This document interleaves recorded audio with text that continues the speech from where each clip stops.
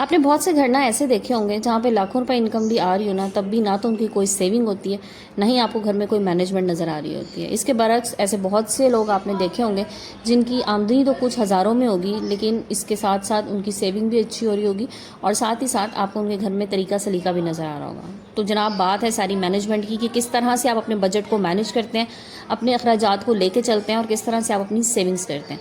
तो इसी पे ही आज हम बात करेंगे कम बजट में आप किस तरह से अच्छे तरीके से अपने घर को मैनेज कर पाएंगे और साथ ही साथ आप सेविंग भी कर पाएंगे फॉर द रेनी डे। अस्सलाम वालेकुम and welcome back to my YouTube channel. कैसे हैं जी आप सब लोग? आई होप कि आप सब खैरियत से होंगे। अल्हम्दुलिल्लाह मैं भी बिल्कुल ठीक हूँ।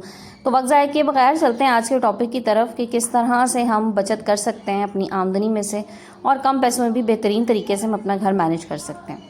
अच्छा, सबसे पहली चीज़ मैं आपको बताऊं, आपका जितनी भी इनकम है ना, पहले तो आप वो एक साइड पे लिख लीजिए। ठीक है, मैं आपको बिल्कुल स्क्रैच से बता रही हूँ किस तरह से आपने काम शुरू करना है। ठीक है जी, लिख लें आप आपके पास कितनी इनकम है। ठीक है, उसमें से आपने क्या करना है, 5% आपने सेविंग करनी है। ये आपने पहले ही निकाल लेना है। ठीक है, अब इसको आपने आगे पीछे नहीं करना। हम लोग क्या करते हैं, हम अपने अखराजात बढ़ा लेते हैं। अगर लाइक मैंने कह दिया ना 5% सेविंग करनी है, तो हम क्या करते हैं, हम कहते हैं चलो जी इस महीने नहीं हो सकी ना, अगले महीने 10 कर लेंगे। ऐसा कभी भी नहीं होता। अगर एक महीने आप 5 नहीं निकाल सके ना, तो अगले महीने 10 निकालना तो आपके लिए बहुत ही ज़्यादा मुश्किल होगा। सो सबसे पहले आपने अपनी वो 5% साइड पे कर लेना है, इसको आपने नहीं छेड़ना। ठीक है, अब जो बाकी आपके पास पैसे बचे हैं ना, उसमें से अब आपने अपना पूरा महीना चलाना है और किस तरह से चलाना है वो बताती हूँ। अच्छा, एक पॉइंट तो हो गया, अब चलते हैं नेक्स्ट पॉइंट की तरफ। अब जनाब आपने इसमें से ना अपने जो मेजर अखराजात है ना, पहले आप वो निकाल लीजिए। लाइक अगर रेंट का घर है, जैसे कि मेरा रेंट का घर है, तो पहले आप अपना हाउस का रेंट जो है ना वो एक साइड पे कर लें। ये एक बड़ा खर्चा होता है सबसे, मुझे लगता है ग्रॉसरी से भी ज़्यादा एक मेजर खर्चा ये है आजकल। तो पहले हाउस का रेंट आप अलग कर लीजिए। उसके बाद बच्चों की जो स्कूल फीस वगैरह है वो आप एक साइड पर करें। फिर आपने क्या करना है, अपने यूटिलिटी बिल्स। अच्छा, यूटिलिटी बिल्स जो है ना, ये तो वेरी करते हैं, गर्मियों में ज़्यादा, सर्दियों में थोड़े नॉर्मल, तो इस तरह से चल रहे होते हैं। उनको आप एक साइड पे कर लीजिए, तो ये अंदाज़ा होता है अप्रॉक्सीमेट कितना आ रहा होता है। नेक्स्ट आप अपनी ग्रॉसरी को अलग कीजिए। ठीक है, ये चीज़ें आपकी हो गई सही। अच्छा, अब जो आपने सेविंग वाले 5% है ना, अब आपने उसका क्या करना।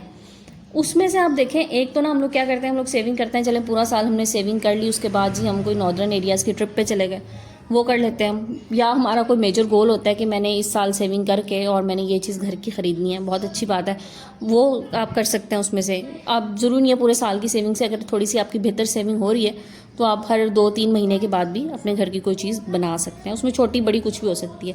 या जो इससे भी ज़्यादा, अभी जो डॉलर शॉप में अक्सर शॉपिंग कर रही होती हूँ, ये भी एक बड़ा एडवांटेज है आजकल हमें। तो उसमें क्या होता है, आप मंथ एंड पे आपके पास जो सेविंग है और आप उसमें से कुछ ले सकते हैं, कुछ छोटा मोटा जो भी आप लेना चाह रहे हैं। तो मतलब तरीका सलीका जो है ना वो यही है, आपको उसके बाद सलीके से चीज़ें नज़र आना शुरू हो जाएंगी अपनी जगह पे।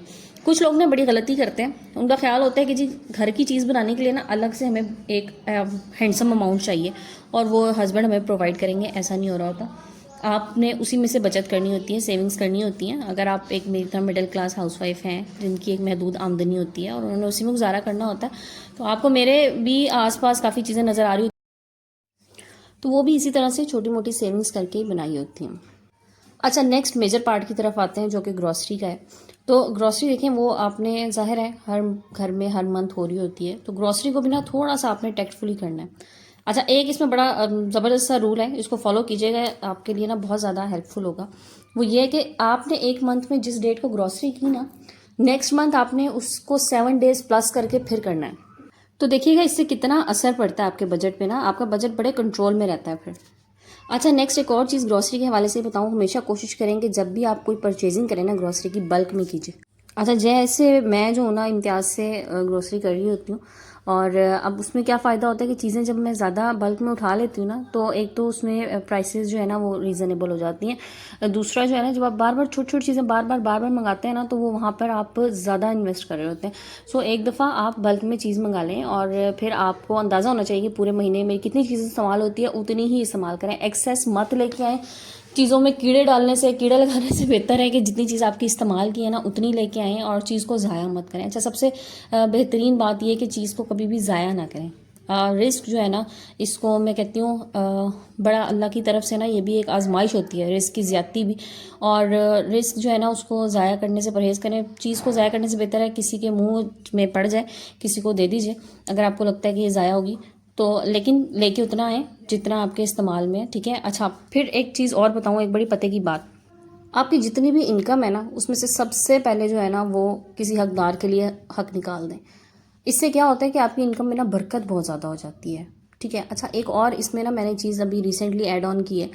देखिए, हमारे घर में हेल्पर्स वगैरह होते हैं ना, तो हम क्या करते हैं, बचा हुआ सालन कोई भी चीज़ है जो बच जाती है वो हम उनको दे देते हैं। ये एक मतलब हर घर में तकरीबन ही चल रहा होता है। आप मुझे कुछ लोग इसे पॉइंट आउट करेंगे तो मैं उसी के लिए बात करी, ठीक है। ये हर घर में तकरीबन होता है कि हम लोग क्या करते हैं, चीज़ बच जाती है, सालन बच गया, कोई भी चीज़ बच गई, वो मुझे दे देते हैं। अच्छा, क्या होता है, उनके ना नसीब का रिस्क होता है ये। अब आप बचा हुआ तो दे ही रहे हैं, अब आप क्या करें, बजाय इसके कि आप ये करें, आप बचा हुआ दें। आप जो सालन पका रहे हैं ना, जो चीज़ पका रहे हैं, उसमें उनका हिस्सा ये सोच के डालिए कि मैं उसके हिस्से की चीज़ डाल रहा हूँ। अब देखें, इससे जो है ना नेकी में बड़ा इजाफा होगा। मैं आपको बताऊँ, इससे रिस्क में बड़ी बरकत होती है। ये मैंने खुद अप्लाई करके देखा। देखें, वैसे भी आपने उसको देना ही देना है। अगर आप ये सोच कर पका लेंगे ना कि ये उसके हिस्से का मैं पका रहा हूँ, ये मतलब लेट से आपने गोश्त पकाया तो आपने 3-4 बोटियाँ एक्स्ट्रा उसमें डाल दी, ये सोच के कि नहीं ये उसके हिस्से का है, ये उसके लिए बन रहा है, ठीक है। वो आप उसका पहले ही साइड पर कर दें। जब आपने पकाया, बजाय इसके कि आप आखिर में निकालें बचे हुए में से, आप पहले उसका निकाल के ना साइड पर कर दें और उसको दे दीजिए। सो जी, ये भी होगी एक और पते की बात। अब चलते हैं अगले पते की बात की तरफ। सारे पते की बातें मैं आपको बता रही हूँ। अच्छा जी, अगले पते की बात यह है कि जब भी आप शॉपिंग करें ना अपने लिए, बच्चों के लिए, ज़ाहिर है सीजनल कपड़े आपने लेने हैं, ज़रूरी होते हैं, कम ले लिए ज़्यादा ले लिए, जिसकी जितनी गुंजाइश है। कोशिश करें जब सेल्स के दिन हो ना तब ले लें, ठीक है। सेलों में ना बड़ा फ़ायदा हो जाता है। गर्मियों के कपड़े सर्दियों में ले लें, सर्दियों के कपड़े गर्मियों में ले लें। जब एंड ऑफ सीज़न सेल लगती है वो भी बड़ी फ़ायदेमंद होती हैं, रेट्स उसमें बहुत मुनासिब होते हैं। सो उस वक्त आप उनको ले लीजिए और फिर आप जो है ना सीज़न में उनको स्टिच कराइए, जिस तरह से भी आप लेना है, तो उससे भी आपकी बहुत ज़्यादा सेविंग हो जाएगी। अच्छा जी, नेक्स्ट टिप आपको बताऊं कि आपने कोई भी ऐसी चीज़ जो कि आप खुद घर में बना सकते हैं ज़रूर क्रिएट कीजिए। अगर आपके पास कोई भी समझ लें कि हुनर है, उसको ज़रूर इस्तेमाल में लाएं। बाज़ ख़वातीन बहुत अच्छे DIYs करती हैं, घर के सेटिंग के लिए, डेकोर के लिए बहुत अच्छी चीज़ें बना लेती हैं। अगर आप बना सकती हैं ज़रूर बनाएं। और अगर कोई भी ऐसा आपके पास चीज़ें हैं जो घर में फालतू पड़ी हुई हैं तो उनको ज़रूर इस्तेमाल में लाएं, रिसाइकल कीजिए। और इससे आपके घर ना डेकोर में भी बड़ा प्यारा लगेगा और साथ ही साथ आपकी चीज़ें ज़ाया होने से भी बचेंगी। सो इसको भी ज़रूर इम्प्लीमेंट करें। अच्छा, फिर एक और चीज़ बताऊँ, आपने क्या करना है कि फिर वही हुनर वाली बात आ गई कि अगर आपके पास कोई स्किल है ना, तो अपने स्किल सेट को एक तो आप पहले इम्प्रूव कीजिए, सेकेंडली आप उसको इस्तेमाल में लेके आएँ। अगर आप उससे कुछ भी अर्निंग कर सकती हैं ना, थोड़ी बहुत जितनी भी, उससे आप ज़रूर अर्न करें, उसको ज़ाया ना करें, ठीक है। क्योंकि जब हम इस तरह से अपने स्किल को ज़ाया करते हैं ना, तो हम अपना नुकसान कर रहे होते हैं। तो जो छोटी मोटी जितनी भी अर्निंग आप कर सकती हैं कर लें। चलें, आप हस्बैंड की घर के हाउस होल्ड जो है उनमें हेल्प नहीं कर सकती, कम से कम आपके पास इतना हो कि आपकी वो एक एक्स्ट्रा सेविंग एक साइड पे हो रही हो, किसी भी वक्त पे वो काम आ सके। बाज़ दफ़ा ऐसे खर्चे होते हैं जो आपको नहीं पता होते, आपकी लिस्ट में नहीं होते और वो अचानक से आ जाते हैं। लाइक फैमिली में कोई शादी एकदम से आ गई, कोई इवेंट आ गया जहाँ पे ख़र्चा अच्छा खासा होने वाला है तो उसमें आप हस्बैंड को तंग करने के बजाय खुद से उस खर्चे को हैंडल कर सकती हैं। सो वो भी ज़रूर कीजिए। अच्छा, फिर एक काम आपने और करना है। अगर आपके पास कोई घर में ऐसी जगह है ना जहाँ पे आप प्लांटिंग कर सकते हैं, अच्छी प्लांटिंग, वो ज़रूर कर लीजिए। चाहे गमलों में ही लगा लें, ठीक है। कुछ छोटी मोटी सीजनल वेजिटेबल्स वगैरह वहाँ पे सब्जियाँ उगा लें। और कुछ नहीं तो धनिया, पुदीना और हरी मिर्चें या टमाटर, ये बड़ी आसानी से लग जाते हैं, ये लगा लें। अच्छा, ये भी ना आपकी एक बहुत बड़ी सेविंग हो जाएगी, मैं आपको बताऊँ। क्योंकि सब्जियों का कोई एतबार नहीं होता, साल में किसी भी टाइम ना वो इतने शदीद हाई रेट पे चली जाती है, और टमाटर तो स्पेशली इतना ऊपर चले जाते हैं ना कि वो बंदे की पहुंच से दूर हो जाते हैं। तो इस तरह की छोटी मोटी सब्जियां अपने घर में उगा लें और ये भी आपको बहुत ज़्यादा फ़ायदेमंद होंगी।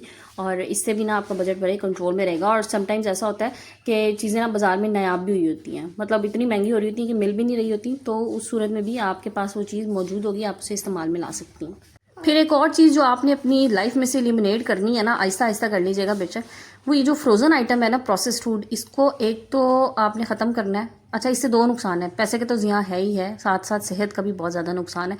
तो कोशिश करें चीज़ें जो है ना अपने घर में बनाएं। आजकल तो कोई मुश्किल नहीं है, कोई भी चीज़ आप बनाना चाह रही हैं, आप यूट्यूब पे उसकी एक अच्छी सी रेसिपी देख सकती हैं, उसे अप्लाई करें, बनाएं, बहुत अच्छी चीज़ें बन जाती है। बजाय इसके कि बाज़ार से आप वही चीज़ जो आप घर में 200 रुपये में बना सकती हैं, वो आप 1000 रुपये में लेके आएंगी। घर में बनाएं, साफ़ सुथरा भी होगा, सेहत के लिए भी मुज़र नहीं होगा और आपका काम भी बड़ी आसानी से हो जाएगा। और आप यकीन करें, एक दफ़ा आपके बच्चों को, घर वालों को, आपके हस्बैंड को घर का जायका मुंह लग जाए ना इन चीज़ों का, तो उन्हें बाज़ार की पसंद नहीं आ रही होती।